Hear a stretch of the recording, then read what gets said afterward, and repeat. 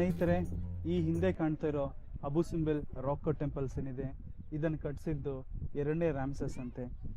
ಕ್ರಿಸ್ತಪೂರ್ವ 1264ರಿಂದ ಕ್ರಿಸ್ತಪೂರ್ವ 1244, ಅಂದರೆ ಸುಮಾರು 20 ವರ್ಷಗಳ ಕಾಲ ಈ ದೇವಸ್ಥಾನನ ಕಟ್ಟಿಸಿದ್ದಾರೆ. ಈಜಿಪ್ಟ್ನ ಸುವರ್ಣ ಯುಗ ಅಂತ ಏನಂತ ಕರಿತೀವಿ, ಅದರಲ್ಲಿ ಈ 2ನೇ ರಾಮ್ಸೆಸ್ ಸುಮಾರು 66 ವರ್ಷ ಕಾಲ ರಾಜ್ಯಭಾರ ಮಾಡಿದಾನಂತೆ.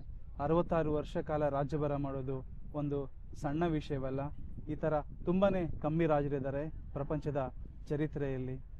ಈ ಅಬು ಸಿಂಬೆಲ್ ಇರೋದು ದಕ್ಷಿಣದಲ್ಲಿ, ಅಂದರೆ southern most part of Egypt ಅಂತ ಹೇಳ್ಬೋದು, Sudan border.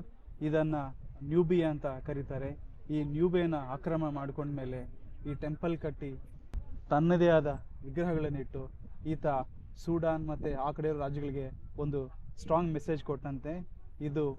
This is the land of Ramses, ನೀವ್ಯಾರು ಈ ಕಡೆ ಬರೋ ಯೋಚನೆ ಕೂಡ ಮಾಡಬೇಡಿ ಅನ್ನೋ ಮೆಸೇಜ್ ಇದೆಯಂತೆ ಇದರಲ್ಲಿ.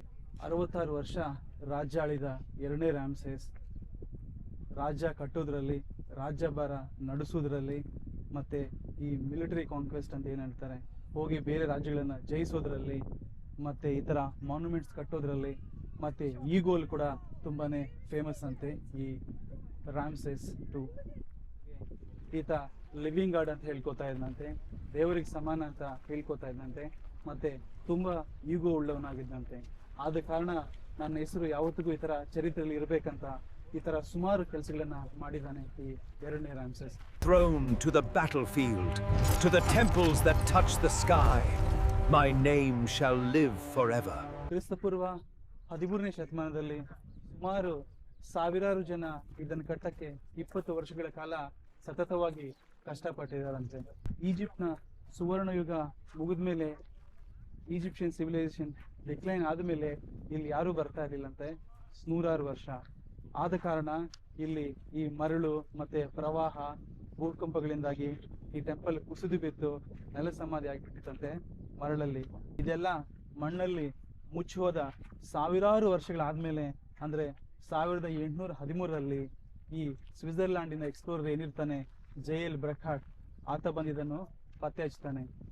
ಆತ ನೋಡೋಷ್ಟೊತ್ತಿಗೆ ಆಲ್ಮೋಸ್ಟ್ ತಲೆವರೆಗೂ ಮಣ್ಣು ತುಂಬ್ಕೋಬಿಟ್ಟಿತ್ತಂತೆ. ಆತ ತನ್ನ ಇಟಾಲಿಯನ್ ಸ್ನೇಹಿತನಾದ ಬೆಲ್ಝೋನಿಗೆ ಹೇಳ್ತಾನೆ, ಇಲ್ಲಿ ಥರ ಇದೆ ಅಂತ. ಇದು ತಿಳಿದು ಕೂಡಲೇ ಈ ಬೆಲ್ಝೋನಿ ಇಲ್ಲಿ ಬಂದು ಈ ಮಣ್ಣನ್ನೆಲ್ಲ ಪಕ್ಕಕ್ಕೆ ಸರಿಸಿ ಮೊದಲ ಬಾರಿಗೆ ಒಳಗಡೆ ಹೋಗ್ತಾನೆ.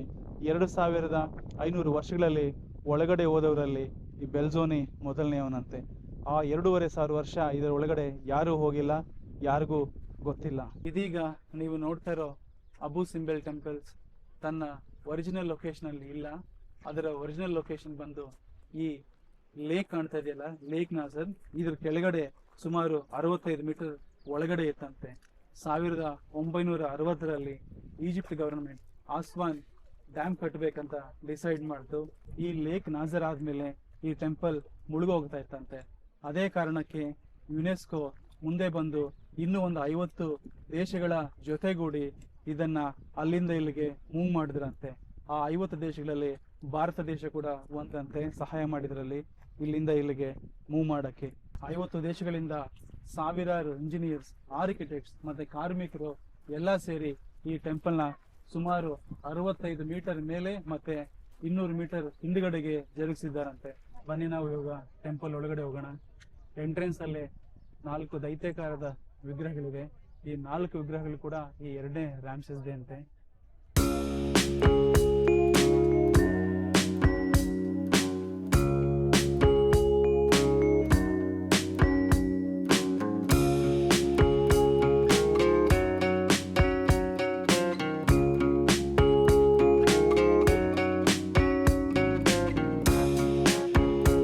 ಈ 4 ರಾಮ್ಸೆಸ್ ವಿಗ್ರಹಗಳಲ್ಲಿ ಒಂದಂತೂ ಅರ್ಧ ಬಿದ್ದು ಕೆಳಕ್ಕೆ ಉರುಳಿ ಬಿಟ್ಟಿದೆ. ಅದರ ಒರಿಜಿನಲ್ ಭಾಗನೂ ಇಲ್ಲೇ ಮುಂದೆನೇ ಇದೆ. ಈ ಮುಂದೆ ಕಾಣುತ್ತಿರುವ ಟೆಂಪಲ್ ಮುಂಭಾಗ ಅಥವಾ ಫಸಾಡ್ ಸುಮಾರು 38 ಮೀಟರ್ ವೈಡ್ ಮತ್ತು 32 ಮೀಟರ್ ಹೈಟ್ ಇದೆಯಂತೆ. ಇದರಲ್ಲಿ ರಾಮ್ಸೆಸ್ ಕೂತ್ಕೊಂಡು 2 ಕಿರೀಟಗಳನ್ನು ಧರಿಸ್ಕೊಂಡಿದ್ದಾನೆ. ಅಪ್ಪರ್ ಮತ್ತು ಲೋವರ್ ಈಜಿಪ್ಟ್ಗೆ ಎರಡಕ್ಕೂ ತಾನೇ ರಾಜ ಅಂತ ಹೇಳುವುದಂತೆ. ಈ ರಾಮ್ಸೆಸ್ ದೈತ್ಯಾಕಾರದ ವಿಗ್ರಹಗಳ ಕೆಳಗಡೆ ಅಂದರೆ ಕಾಲುಗಳ ಥರ ಸಣ್ಣ ಸಣ್ಣ ವಿಗ್ರಹಗಳಿವೆ. ಅವು ಇವರ ಪತ್ನಿಯಾದ ನೆಫರ್ಟಿಟಿ ಮತ್ತು ಇವರ ಮಕ್ಕಳ ವಿಗ್ರಹಗಳು ಮತ್ತು ಅವರ ತಾಯಿಯ ವಿಗ್ರಹ ಕೂಡ ಇಲ್ಲಿ ಇದೆಯಂತೆ. 3300 ವರ್ಷಗಳ ಇತಿಹಾಸ. ಎರಡನೇ ರಾಮ್ಸೆಸ್ ಈ ಟೆಂಪಲ್ನ ಕಟ್ಟಕ್ಕೆ ಸುಮಾರು 4-5 ಕಾರಣಗಳಿದೆಯಂತೆ. ಅದರಲ್ಲಿ ಮೈನ್ ಆಗಿ ಇಲ್ಲಿ ಮುಂದೆ ಕೂತ್ಕೊಂಡು ವಿಗ್ರಹದ ಮುಖಾಂತರ ಈ ಕಡೆ ಬರೋರೆಲ್ಲರಿಗೂ ಎಚ್ಚರಿಕೆಯಿಂದ ಹೇಳೋದಂತೆ, ಇಲ್ಲಿಂದ ಈ ರಾಮ್ಸೆಸ್ ಸಾಮ್ರಾಜ್ಯ ಬರೋರೆಲ್ಲ ಎಚ್ಚರದಿಂದಿರಿ ಅಂತ. ನ್ಯೂಬಿಯಾ ಈಜಿಪ್ಷಿಯನ್ ಕಿಂಗ್ಡಮ್ ಅಲ್ಲಿ ಲೀನವಾದ ಮೇಲೆ ಈಜಿಪ್ಷಿಯನ್ ಕಲ್ಚರ್ನ ಇಲ್ಲಿ ತರಬೇಕು, ಅಲ್ಲಿರೋ ದೇವರುಗಳನ್ನ ಇಲ್ಲಿ ಪರಿಚಯ ಮಾಡ್ಬೇಕಂತ ಕೂಡ ಇಲ್ಲಿ ಆ ಹಳೆ ಈಜಿಪ್ಷಿಯನ್ ದೇವರುಗಳ ಟೆಂಪಲ್ಸ್ನ ಕಟ್ಟೋದು ತುಂಬಾ ಸಹಜವಾಗಿತ್ತು ಅಂತ ಹೇಳ್ಬೋದು. ಮತ್ತೆ ಮೂರನೇ ರೀಸನ್ ಬಂದು ತನಗೆ ಎಷ್ಟೋ ಪ್ರಿಯವಾದ ಹೆಂಡತಿಯಾದ ನೆಫರ್ಟಿಟಿ ಕೂಡ ಇಲ್ಲಿ ಟೆಂಪಲ್ ಕಟ್ಸಿದ್ದಾರೆ. ಮತ್ತೊಂದು ಕಾರಣ ಈ ಬ್ಯಾಟಲ್ ಆಫ್ ಕಾದೇಶ್ ಅದೊಂದು ಸಿರಿಯಾದಲ್ಲಿದೆ. ಅಲ್ಲಿ ನಡೆದ ಯುದ್ಧದಲ್ಲಿ ತಾನು ಹಿಟ್ಟೈಟ್ ಸಾಮ್ರಾಜ್ಯದ ಮೇಲೆ ಗೆದ್ದ ಕಾರಣ ಕೂಡ ಟೆಂಪಲ್ ಕಟ್ಟಂತೆ.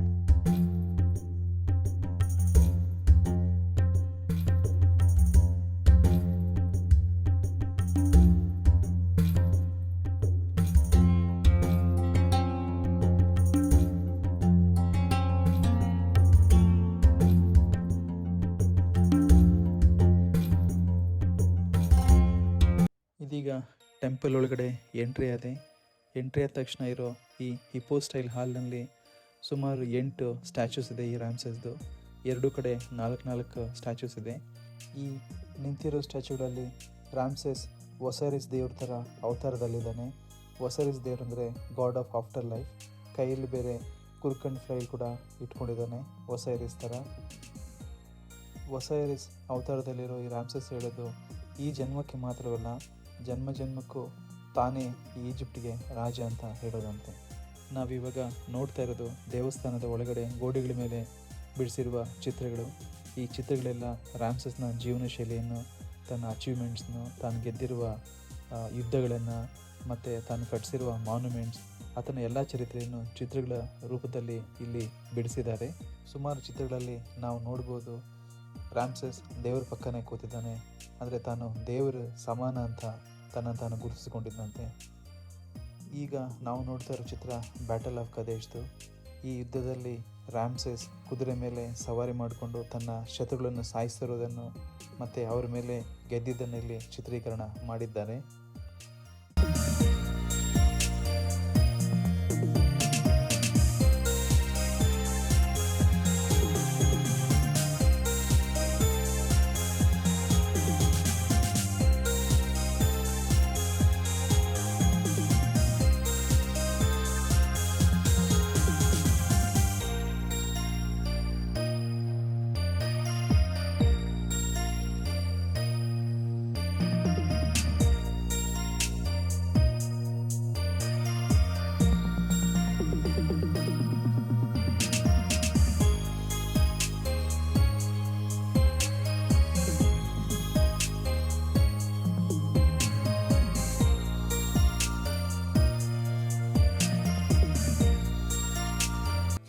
ಸ್ನೇಹಿತರೆ, ನಾವಿವಾಗ ನೋಡ್ತಾ ಇರೋದು ಟೆಂಪಲ್ನ ಗರ್ಭಗುಡಿ ಅಥವಾ ಮೇನ್ ಸ್ಯಾಂಕ್ಟಮ್ನ. ಈ ಗರ್ಭಗುಡಿಯಲ್ಲಿ 4 ವಿಗ್ರಹಗಳಿವೆ. ಒಂದು ಟಾ ಮತ್ತು ಅಮುನ್-ರಾ, ರಾಮ್ಸೆಸ್ II ಮತ್ತು ಹೊರಾಕ್ತಿ ದೇವರ ಈ ವಿಗ್ರಹಗಳಿವೆ ಇಲ್ಲಿ. ಸ್ನೇಹಿತರೆ, ಈ ಟೆಂಪಲ್ನ ಒಂದು ಆರ್ಕಿಟೆಕ್ಚರ್ ಮಾರ್ವೆಲ್ ಅಂತ ಕೂಡ ಕರಿಬೋದು ನಾವು. ಇಲ್ಲಿ ಕಾಣ್ತಾ ಇರೋ 4 ವಿಗ್ರಹಗಳಲ್ಲಿ 3 ವಿಗ್ರಹಗಳ ಮೇಲೆ ಡೈರೆಕ್ಟಾಗಿ ಸನ್ಲೈಟ್ ಬೀಳುತ್ತಂತೆ ವರ್ಷಕ್ಕೆ 2 ಬಾರಿ, ಮಾರ್ಚ್ 22 ಮತ್ತು ಅಕ್ಟೋಬರ್ 22. ಆ 2 ಡೇಟ್ಗಳು ಈ ರಾಮ್ಸೆಸ್ ಹುಟ್ಟಿದ್ದು ಮತ್ತು ತಾನು ರಾಜನಾಗಿ ಪಟ್ಟಾಭಿಷೇಕ ಮಾಡಿಕೊಂಡ ದಿನಗಳು ಅಂತೆ.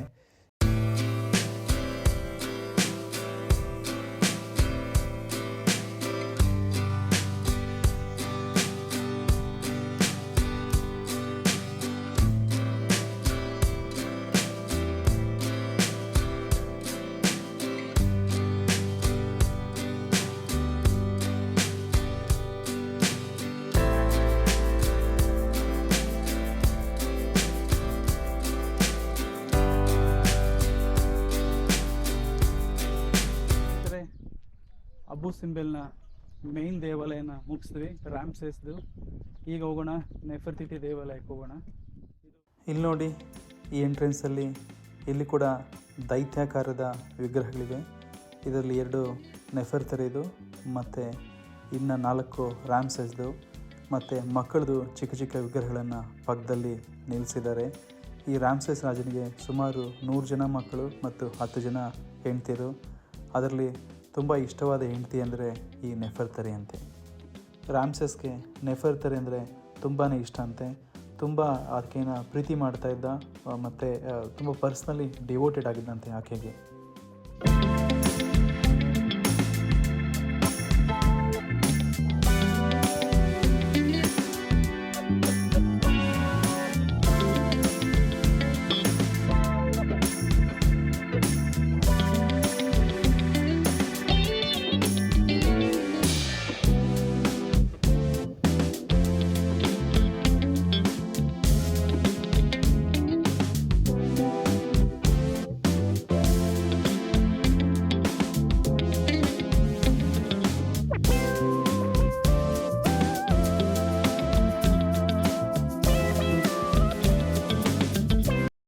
ನಾವಿವಾಗ ದೇವಸ್ಥಾನದ ಮೇಯ್ನ್ ಹಾಲ್ನಲ್ಲಿದ್ದೀವಿ.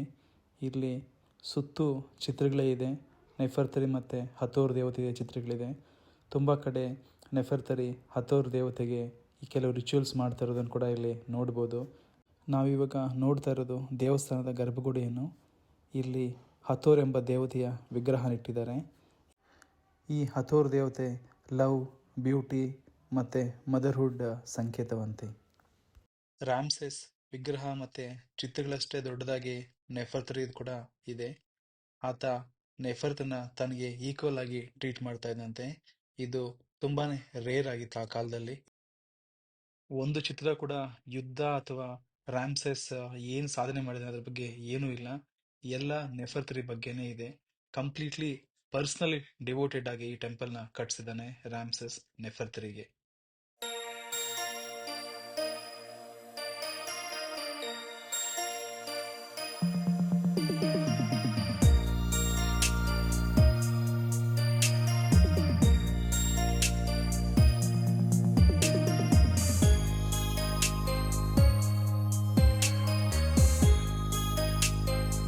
ಸ್ನೇಹಿತರೆ, ಅಬು ಸಿಂಬೆಲ್ನಲ್ಲಿರೋ 2 ಟೆಂಪಲ್ಲು ನೋಡಿದ್ವಿ. ಒಂದು ಮೈನ್ ಟೆಂಪಲ್ ರಾಮ್ಸೆಸ್ದು, ಎರಡನೇದು ನೆಫರ್ತಿತಿ. ರಾಮ್ಸೆಸ್ ಧರ್ಮಪತ್ನಿಗೋಸ್ಕರ ಕಟ್ಟಿದ ಟೆಂಪಲ್, ಹೆಂಡತಿಗೋಸ್ಕರ ಟೆಂಪಲ್ ಕಟ್ಟಿದ ಕೆಲವು ರಾಜರಲ್ಲಿ ಈ ರಾಮ್ಸೆಸ್ ಕೂಡ ಒಬ್ಬ.